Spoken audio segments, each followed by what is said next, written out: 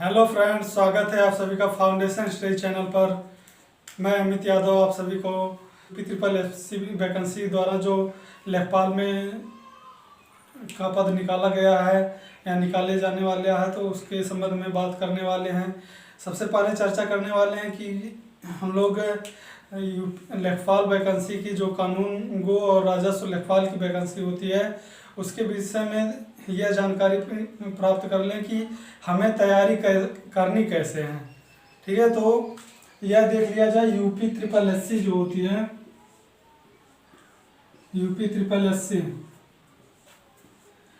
UPSSC द्वारा यह vacancy कराई जाने वाली है और यह परीक्षा UPSSC द्वारा ही कराई जाएगी। तो जैसा कि साथियों आप सभी को पता होगा कि इसमें लगभग 7,500 या 7,500 पद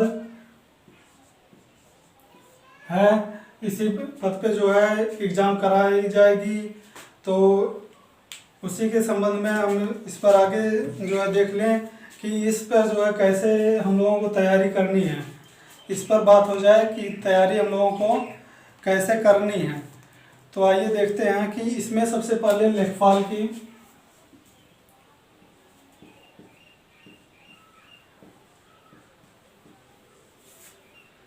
लेखपाल में क्या क्या सब्जेक्ट होता है, किन किन सब्जेक्ट से परीक्षा में क्वेश्चन पूछे जाते हैं और कितने मार्क्स के होते हैं। तो उस पर चर्चा किया जाए तो मैथ, हिंदी और देख लिया जाए तो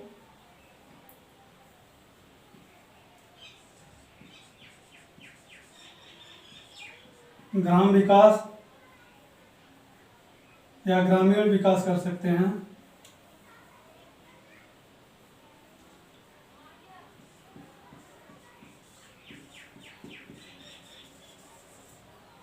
ग्राम विकास हो गया या ग्रामीण विकास और एक सब्जेक्ट हो जाता है GS।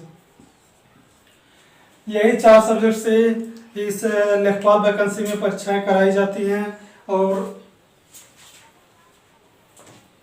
इसी सब्जेक्ट से क्वेश्चन पूछा जाता है। क्वेश्चन किसके द्वारा पूछा जाता है तो यह वैकेंसी UPSSC द्वारा कराई जाती है। और इसमें देख लिया जाए तो मैथ में 25 क्वेश्चन, हिंदी में 25 क्वेश्चन और ग्रामीण विकास में 25 क्वेश्चन प्लस GS में 25 क्वेश्चन। इस 4 सब्जेक्ट में 25-25 क्वेश्चन के एग्ज़ाम होते हैं। और देखा जाए तो हम लोगों को इसमें से कितना अंक प्राप्त कर लें कि कितना मतलब अंक प्राप्त कर लें कि हमारा सिलेक्शन हो जाएगा। तो उस पर बात किया जाए तो देखा जाए अगर हम 25 में मैथ, जो एक चीज़ दोस्तों बता दें आप सभी को कि मैथ जो ऐसा सब्जेक्ट है, मैथ में अगर आप अच्छे से तैयार किए हैं, आपका मैथ जो है क्लियर है, तो जान लीजिए कि आपकी वैकेंसी का 50% क्लियर हो चुका है। आप 50% नौकरी ले चुके हैं। 50। और एक चीज़ और बता दें कि आपको किसी भी पद को में सिलेक्शन लेना है तो पूरा 100% की आवश्यकता नहीं होती है। आपका अगर 80% या 70 से 80% आ जाता है, 100 में 70 से 80% आ जाता है तो उतने में आपका सिलेक्शन हो जाएगा। तो 50% यदि आपका मतलब मैथ तैयार है, मैथ पूरा तैयार है तो 50% आपको नौकरी समझ लीजिए मिल गई। और बचा 20 या 30%, 20-30% में आपको हिंदी तैयार करना है, ग्रामीण विकास तैयार करना है प्लस GS तैयार करना है। अगर मैथ आपका अच्छे से तैयार है तो समझ लीजिए 50% आपकी नौकरी क्लियर है। और साथियों देखा जाए तो हिंदी, ग्रामीण विकास, GS में जैसे पॉलिटी हो गया प्लस ये हो गया बायो, केमिस्ट्री, मैथ से आ जाता है। ये 3 सब्जेक्ट से प्लस जियोग्राफी हो जाता है। तो इन सभी सब्जेक्ट को मिला करके GS आपका क्लियर हो जाएगा। और हिंदी इसमें देख लिया जाए तो हिंदी में थोड़ा जो है हिंदी साहित्य से क्वेश्चन थोड़ा लेवल से उठाता है। तो हिंदी साहित्य में थोड़ा डीप पढ़ना होगा। और ग्रामीण विकास तैयार करना होगा। इस 4 सब्जेक्ट को तैयार करने के बाद हमारी परीक्षा ये आराम से निकल सकती है। तो साथियों, और दूसरी चीज़ हम बता दें कि लेखपाल में हम जो है आपको ये लेखपाल की पूरा मतलब 0 लेवल से हाई लेवल तक पढ़ाएंगे, और इसमें मतलब आपको कहीं पर भी कोई दिक्कत नहीं आने देंगे। और मतलब क्या है कि मैथ में एक चीज़ और, कि मैथ हम लेकर के चलेंगे तो मैथ में केवल लेखपाल के ही मकसद से नहीं, बल्कि जो है किसी भी एग्ज़ाम में आप मैथ को उठा करके देखेंगे तो हमारे नोट्स से, हमारे क्लासेस से वो आया रहेगा, या हमारे द्वारा कॉन्सेप्ट दिया जाएगा, उस पर दिया हुआ रहेगा। तो मतलब कि हम 0 से हाई लेवल तक मतलब मैथ को कवर करने वाले हैं, जिसमें इंडिविजुअल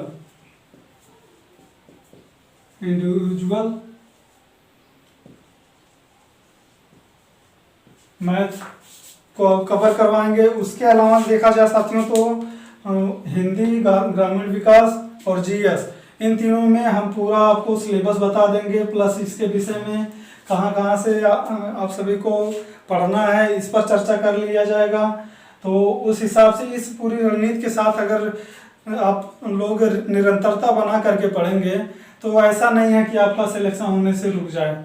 ऐसा संभव नहीं हो सकता कि आपका सिलेक्शन होने से रुक जाए। तो साथियों, हमें क्या करना है कि देखिए, अभी हमारे पास 3-4 महीने का टाइम है। तो 3-4 महीने का टाइम है, तो अगर हम आपसे निरंतरता बना लेंगे,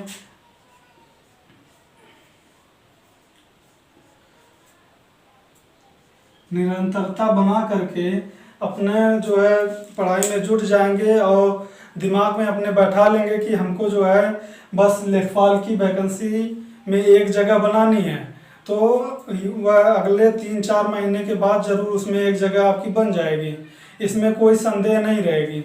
लेकिन जब अगर कई वैकेंसी के, जैसे देख रहे हैं आपकी यूपीएसआई की वैकेंसी आने वाली है, प्लस एनटीपीसी का चल रहा है, एनटीपीसी का, तो एनटीपीसी में 3500 पोस्ट है, तो उस हिसाब से देखेंगे, जबकि इसमें 7500 पोस्ट है, तो उसके पीछे जाना आप सभी को उचित नहीं है जितना कि इसमें जाना। और साथियों, देखा जाए तो मैथ में हमेशा हाई लेवल तक पढ़ा जाता है, क्योंकि हाई लेवल तक पढ़ेंगे तो उसमें आपकी कोई भी परीक्षा होगी उसको बीट कर सकते हैं। लेकिन अगर कहिए कि लो लेवल की, एनटीपीसी के लेवल की मैथ पढ़ रहे हैं और सब्जेक्ट पढ़ रहे हैं, तो उसके हिसाब से आप और परीक्षा देना चाहेंगे तो नहीं दे पाएंगे। और एक चीज़ और आप जान लीजिए कि कभी भी परीक्षा में अलग अलग जगह से क्वेश्चन नहीं रहेगा, कि यह डिवाइडेशन नहीं रहता है कि लेखपाल के लिए यह रहेगा, यह सब्जेक्ट से आएगा कि नहीं, लेखपाल के लिए यह बैच है कि नहीं, और यूपीएसआई के लिए यह बैच है कि नहीं। तो बस वही है कि थोड़ा लेवल बढ़ जाता है, जैसे यूपीएसआई का लेवल थोड़ा हाई है, उससे लो लेवल लेखपाल का है, तो उससे लो लेवल देखा जाए तो एनटीपीसी का है। तो इस हिसाब से बस केवल लेवल में थोड़ा अंतर रहता है। तो इस हिसाब से आप जितनी ही मतलब गहराई तक पढ़ना चाहेंगे और जितनी गहराई तक पढ़ेंगे उतना अच्छा रिस्पांस मिलेगा। तो उसके हिसाब से साथियों, हम आपको मैथ में पूरा एकदम जान लीजिए कि 0 लेवल से हाई लेवल तक पढ़ाने वाले हैं, उसमें आपको किसी तरह संदेह नहीं रहेगा। और प्लस अदर सब्जेक्ट बचेंगे तो उस पर हम आप सभी को सिलेबस पे चर्चा करेंगे, कहाँ कहाँ से क्वेश्चन उठाए जाते हैं उस पर चर्चा करेंगे। बाकी पढ़ना आप सभी का कार्य रहेगा, क्योंकि कोई भी टीचर हो या कोई भी ज्ञाता हो, वह बस इतना कर सकता है कि आपको आपकी सफलता में एक सहयोग कर सकता है, वह दिला नहीं सकता। कोई कह दे कि हम आपको ये नौकरी दिला देंगे, तो ये ऐसा संभव नहीं है, वो कोई दिलाता नहीं है।